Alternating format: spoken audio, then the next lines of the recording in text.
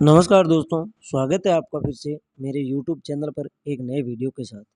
तो दोस्तों, आज फिर से अपना जो टॉपिक चल रहा था राजस्थान के प्रमुख मंदिर के बारे में, जिसमें हमने एक वीडियो इसका डाल दिया है। आज उसका ये पार्ट सेकंड है, यानी भाग नंबर 2 है। तो थोड़ा स्कूल में काम होने की वजह से टाइम नहीं मिल पाया। आज थोड़ा-सा टाइम मिला था, जिसका मैंने आपके सामने ये वीडियो पेश किया है। हालाँकि वीडियो छोटा है, लेकिन महत्वपूर्ण चीज़ें इसमें रखी है मैंने। और कंप्लीट ये राजस्थान के मंदिर के लिए एक वीडियो और डालूँगा, जिसमें सब कंप्लीट हो जाएँगे। आज का वीडियो छोटा ज़रूर रहेगा, लेकिन महत्वपूर्ण चीज़ें जो एग्ज़ाम में आती है, एकदम एग्ज़ाम के पॉइंट ऑफ व्यू से ही मैंने चीज़ें रखी है। तो वीडियो के अंत तक ज़रूर बने रहिएगा।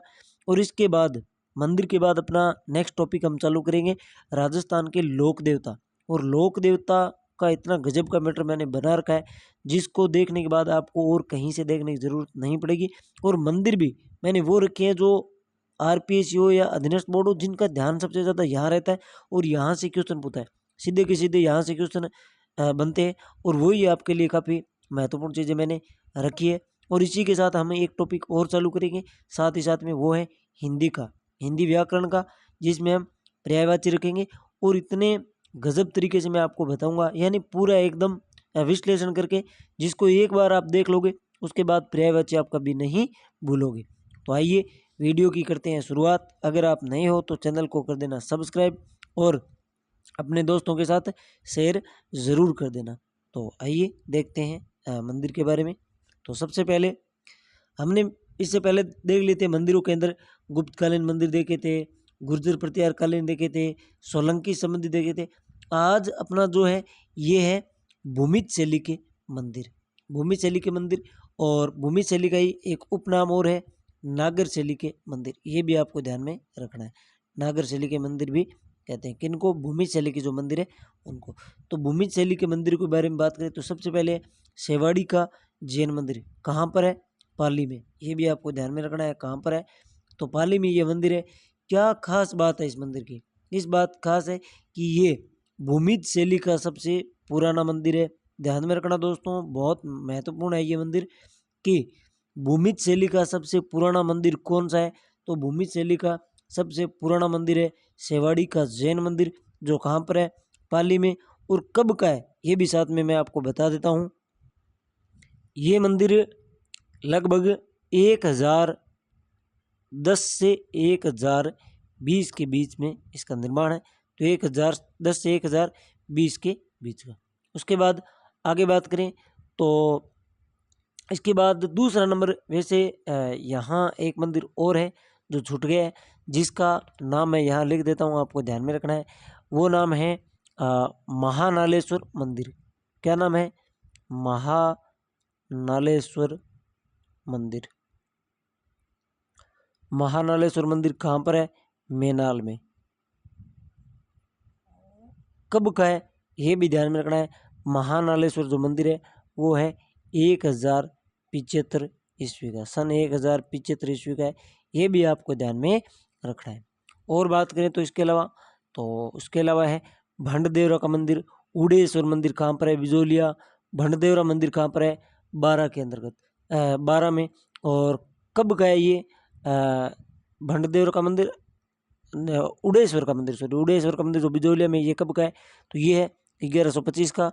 भंडदेवरा का मंदिर 12 में। सूर्य मंदिर जालरापटन में। ये प्रमुख मंदिर है जो सेवाड़ी के मंदिर है, ये भूमिज शैली के मंदिर है। उसके बाद आगे बात करें तो यहाँ हमने देख लिया भूमिज शैली का सबसे पुराना मंदिर सेवाड़ी का मंदिर, जो 1010 से 1020 के बीच में इस शैली का सबसे पुराना मंदिर है। कहाँ पर है? पाली में। उड़ेश्वर मंदिर बिजोलिया में है। कब का है? 1125 का। भंडदेवरा मंदिर कहाँ है? 12 का। सूर्य मंदिर जालरपटन का। महानालेश्वर मंदिर कहाँ पर है? मेनाल में। और इसका भी सन क्या है? 1075 ईस्वी। जो पंचरत्न है, पंचभूम है, यह मंदिर पूर्णतः अखंडित है और वह अपने श्रेष्ठ अनुपातों के लिए दर्शनीय है। ये बात भी आपको ध्यान में रखनी है। कौन से मंदिर की विशेषता? ये मेनाल के मंदिर की। आगे बात करें तो इसके बाद नेक्स्ट, ये जो मंदिर आप सामने देख रहे हो ये सेवाड़ी का मंदिर है। यहाँ पर जो चित्र दिया हुआ है ये सेवाड़ी के मंदिर का चित्र है। आगे देखें तो इसके अलावा और भी मंदिर है, जैसे रणकपुर का सूर्य मंदिर, अद्भुतनाथ मंदिर चित्तौड़, सोमनाथ मंदिर डूंगरपुर और महानालेश्वर, ये यहाँ पर आ गया महानालेश्वर मंदिर। कहाँ? मैनाल के अंतर्गत। कब का? 1075 ईस्वी का। इसके बाद आगे बात करें तो नेक्स्ट है एकलिंग जी मंदिर। अब अगर हम बात करें एकलिंग जी मंदिर, जो कि मेवाड़ में स्थित है और किस सदी का है? 8वीं सदी का है। निर्माता कौन थे इसके? बप्पा रावल। वर्तमान स्वरूप किसने दिया था? रायमल ने। कहाँ लिखा मिलेगा आपको? RBSC की जो बुक है वहाँ मिल जाएगा ये। और एक चीज़ और दोस्तों, जो मैं जितना मैटर आपको दे रहा हूँ वो सारा का सारा कहाँ से लिया है? हिंदी ग्रंथ अकादमी की बुक, NCERT, RBSC विश्वविद्यालय में जो बुक्स चलती है वहाँ से सारा का सारा मैटर मैंने आपके सामने रखा है। अब देखें इसकी और विशेषता एकलिंग जी मंदिर की, तो काले पत्थर की चतुर्मुखी प्रतिमा है। उसके अलावा इसके केंद्र में क्या है? शयन पाषाण की मूर्ति है, जिसके 4 मुख चारों दिशाओं में तथा एक मुख ऊर्ध्व भाग में है। और क्या विशेषता है कि ये जो मूर्ति थी शयन पाषाण की, ये महाराणा हमीर ने वागड़ से मंगवाकर यहाँ स्थापित करवाई थी। इसके अलावा और क्या विशेषता है? यहाँ पर मुख्य मंदिर में पार्वती, कार्तिकेय, गंगा, यमुना और गणेश की प्रतिमाएं भी है। इसके अलावा मध्य भाग में क्या है? रामचंद्र जी की मूर्ति भी है। किसकी बात की जा रही है? एकलिंग जी मंदिर की। उसके अलावा एकलिंग जी मंदिर के उत्तरी पूर्वी भाग में इंद्र सरोवर नामक तालाब बना हुआ है। ये बात भी आपको ध्यान में रखनी है।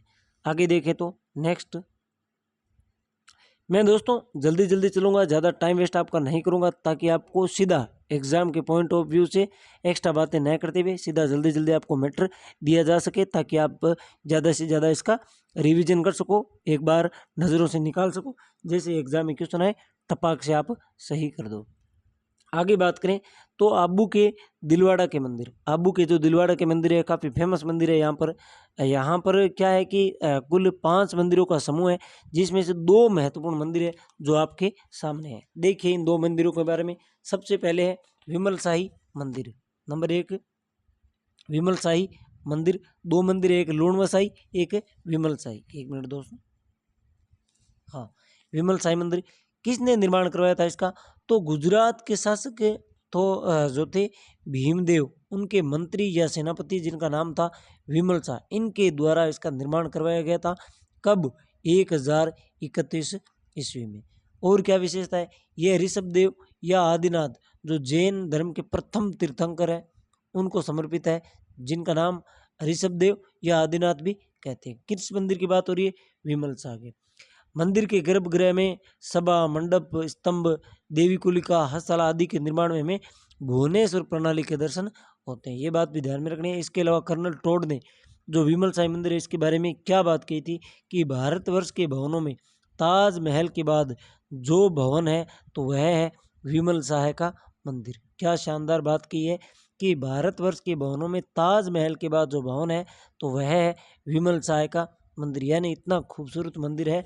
यह बात किसने कही थी? यह बात कही थी कर्नल जेम्स टोड ने। आगे देखें तो नेक्स्ट है विमल शाही के बाद अगला मंदिर है लूणवा शाही मंदिर। लूणवा शाही मंदिर की स्थापना कब हुई थी? 1223 ईस्वी के अंतर्गत। किसने करवाई थी? वास्तुपाल और तेजपाल। मेन भाग इसका था तेजपाल, वास्तुपाल के भाई थे तेजपाल, इनके द्वारा। और यह किसको समर्पित है? नेमिनाथ को समर्पित है, जो जैन धर्म के कौन से तीर्थंकर है? 22वें तीर्थंकर। लूणवा शाही मंदिर के मुख्य शिल्पी कौन है? ये भी पूछा जा सकता है। तो लूणवा शाही मंदिर के मुख्य जो शिल्पी थे वो थे शोभन देव। कौन थे? शोभन देव। आगे बात करें तो मुख्य मंदिर के द्वार के दोनों ओर 2 ताक है, जिन्हें देवरानी जेठानी के गवाक्ष कहते हैं। ये बात भी आपको ध्यान में रखनी है कि लूणवा शाही मंदिर के द्वार के दोनों ओर 2 ताक है, जिन्हें देवरानी जेठानी के गवाक्ष कहते हैं। ये चीज़ आपने नहीं देखी होगी कहीं, तो इसलिए आप इनको नोट कर लेना। क्वेश्चन ने इनकी प्रशंसा करते हुए कहते हुए लिखा है कि संगमरमर का पतला और पारदर्शी छिलके की भांति पत्थर के तक्षण कला के कहीं कला से आगे बढ़ जाते हैं। हालांकि ये आगे भी कोटेशन है, आपको इतनी ध्यान में रखनी है। इसके बाद आगे देखें तो नेक्स्ट है कीराडू के जैन मंदिर। कीराडू के मंदिर की अगर हम बात करें तो कहाँ पर है? बाड़मेर में। कब स्थापना? 11वीं से 12वीं सदी में, हातमा गांव के समीप बाड़मेर। क्या विशेषता है? यहाँ पर 5 मंदिरों का समूह है, जिसमें वैष्णव शिव मंदिर आदि महत्वपूर्ण है। और इसका प्राचीन नाम, यानी जो किराड़ू के मंदिर थे इनका प्राचीन नाम क्या है, किराट कूप भी कहते थे पहले। सोमेश्वर का मंदिर किराड़ू के मंदिरों में सबसे सुंदर है। और किराड़ू के मंदिर को क्या कहा जाता है, राजस्थान का खजुराहो भी कहा जाता है। राजस्थान का खजुराहो किसे कहा जाता है, तो राजस्थान का खजुराहो कहा जाता है किराड़ू के मंदिर को।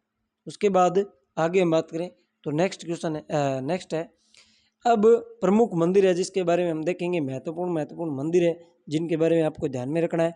तो ये सीधे पूछे जा सकते हैं कि अंबिका का मंदिर कहाँ पर है, तो जगत अंबिका का मंदिर कहाँ पर है, उदयपुर में। इसे क्या कहा जाता है, मेवाड़ का खजुराहो।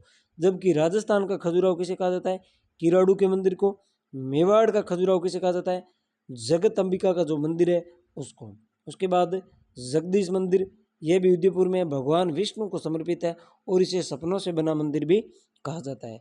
जगत अंबिका अलग है, जगदीश मंदिर अलग है। जगदीश मंदिर को सपनों से बना मंदिर भी कहा जाता है।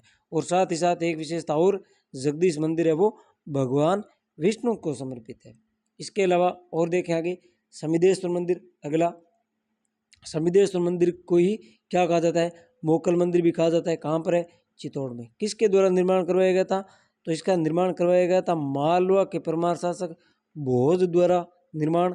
लेकिन आगे जाकर मोकल ने इसका क्या करवाया, जीर्णोद्धार, जिस वजह से समिदेश्वर मंदिर का नाम क्या पड़ गया, मोकल मंदिर।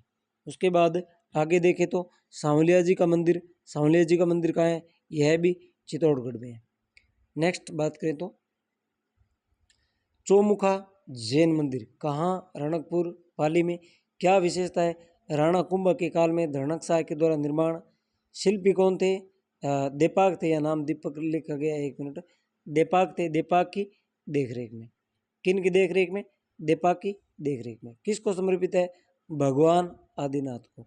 मेह नामक कवि ने इसे क्या कहा था, त्रिलोक्य दीपक कहा था। किस मंदिर को, जो चौमुखा जैन मंदिर है रणकपुर पाली के, उस मंदिर को मेह नामक कवि ने क्या नाम दिया, त्रिलोक्य दीपक कहा है। ज्ञानवीम सूरी ने इसे वाल्नीगोलम विमान की सी रचना कहा है। मंदिर में कुल मंडप यहाँ 84 नहीं है, यहाँ क्या है 24 मंडप और 84 क्या है, शिखर है। ये ध्यान में रखना है, 24 मंडप, 84 शिखर, 1444 स्तंभ। इसी वजह से इसे क्या कहा जाता है, स्तंभों का वन भी कहते हैं। ये बातें आपको ध्यान में रखनी है। किस मंदिर के बारे में, चौमुखा जैन मंदिर रणकपुर पाली में, उसके बारे में। आगे बात करें तो रसिया बालम का मंदिर कहाँ पर है, तो रसिया बालम का मंदिर, इसकी एक विशेषता और है, 1 मिनट इसका कलर चेंज कर देते हैं। तो रसिया बालम का जो मंदिर है वो है माउंट आबू सिरोही में। कहाँ पर, माउंट आबू सिरोही में। इस मंदिर को क्या कहा जाता है, कुंवारी कन्या का मंदिर भी कहा जाता है। कौन से मंदिर को कुंवारी कन्या का मंदिर भी कहते हैं, तो रसिया बालम का जो मंदिर है उन्हें कहते हैं कुंवारी कन्या का मंदिर। उसके बाद रंगनाथ का मंदिर कहाँ पर है, अजमेर में। हर्षद माता और हर्ष महादेव, 2 अलग अलग मंदिर है। हर्षद से आपको ध्यान रखना है, हर्षद से दौसा। हर्षद माता का मंदिर कहाँ पर है, आबानेरी दौसा में। हर्षनाथ का मंदिर या हर्ष महादेव का मंदिर सीकर में। हर्षद माता अलग है, हर्षनाथ अलग है। जो हर्ष महादेव का मंदिर था या हर्षनाथ महादेव मंदिर, इसकी स्थापना कब हुई थी, 973 ईस्वी में। विग्रह राजनीत्य के काल में इसका निर्माण हुआ था। अब देखो 2 मंदिर और है जो आपको कंफ्यूज कर सकते हैं। जिस प्रकार हर्षनाथ और हर्षद माता मंदिर अलग अलग है, उसी प्रकार आशापुरी माता का मंदिर और आसपुर माता का मंदिर 2 अलग अलग है। आशापुरी माता का मंदिर तो है जालौर में, जिन्हें जालौर सोनग्रह की कुल देवी कहा जाता है। वहीं आसपुर माता का मंदिर कहाँ पर है, नाडोल पाली, और यह नाडोल के चौहानों की क्या है, कुल देवी है। ये ध्यान में रखना है। हर्षद से दौसा, हर्षनाथ सीकर में, आशापुरी माता का मंदिर जालौर में, आसपुर माता का मंदिर नाडोल पाली में पड़ता है। उसके बाद आगे देखें तो शिला माता का मंदिर कहाँ पर है, आमेर जयपुर के अंतर्गत। वहीं जगत, देखो एक तो जगत शिरोमणि है, एक जगत अंबिका है। जगत शिरोमणि का मंदिर तो है जयपुर में, जबकि जगत अंबिका का मंदिर हमने देखा था कहाँ पर है, जगत अंबिका कहाँ पर था, ये था अपने उदयपुर में, जिसे मेवाड़ का क्या कहा जाता है, खजुराहो कहा जाता है। जबकि जगत शिरोमणि जो मंदिर है वो है जयपुर में आमेर में स्थित है, जिसका निर्माण मानसिंह रानी कनकावती ने अपने पुत्र जगत सिंह की याद में करवाया था। और यह भगवान कृष्ण के काले पत्थर की प्रतिमा है, जिन्हें जो अपने राजस्थान की मीरा या राजस्थान की राधा कहा जाता है, मीराबाई जी से पूछती थी, वही मूर्ति यहाँ पर है, किसमें, जगत शिरोमणि के मंदिर में। तो ये था दोस्तों आज एक छोटा सा वीडियो। आज के वीडियो में इतना ही, टाइम थोड़ा मिला था। उसके बाद अगले वीडियो में हम मंदिर को कंप्लीट करेंगे। लगभग 12:30 होने को है रात को, तो टाइम बहुत हो चुका है, सुबह स्कूल भी जाना है जल्दी, इसलिए इसका जो पार्ट 3 लाएंगे, जिसमें जितने मंदिर बचे हो महत्वपूर्ण वो सारे मंदिर हम रख देंगे। तो इस वीडियो में इतना ही दोस्तों। वीडियो कैसा लगा कमेंट करके ज़रूर बताना। मिलते हैं नेक्स्ट वीडियो में, तब तक के लिए धन्यवाद दोस्तों।